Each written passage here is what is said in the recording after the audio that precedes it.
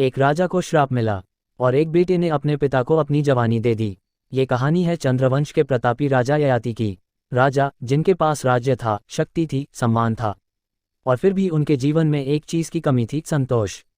राजा ययाति ने देवयानी से विवाह किया, जो महर्षि शुक्राचार्य की पुत्री थीं, पर परिस्थितियों ने ऐसा मोड़ लिया कि राजा ययाति का विवाह शर्मिष्ठा से भी हो गया। यहीं से उनके जीवन की कठिन परीक्षा शुरू हुई। जब देवयानी को यह सत्य पता चला तो उनका क्रोध भड़क उठा। उन्होंने अपने पिता शुक्राचार्य से शिकायत की। क्रोध में आकर शुक्राचार्य ने राजा ययाति को श्राप दे दिया कि वे उसी क्षण वृद्ध हो जाएंगे। राजा ययाति भयभीत हो गए। उन्होंने क्षमा मांगी। तब शुक्राचार्य ने कहा, यह श्राप टल नहीं सकता, लेकिन यदि कोई तुम्हें अपनी युवावस्था देना चाहे तो तुम फिर से युवा बन सकते हो। राजा ययाति ने अपने पुत्रों से यह बात कही। यदु, तुर्वसु, ध्रुवयु और अनु सभी ने मना कर दिया। कोई भी अपनी युवावस्था छोड़ने को तैयार नहीं था। तभी सबसे छोटा पुत्र पुरु आगे आया।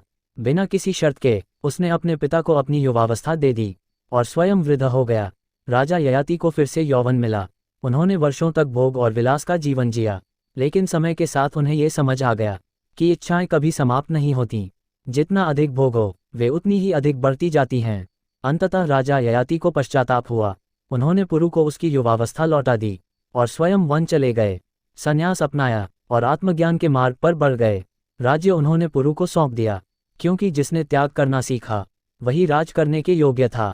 ये कहानी हमें सिखाती है कि सच्चा सुख भोग में नहीं, त्याग और विवेक में है, और पुरु का त्याग आज भी एक आदर्श पुत्र की पहचान है।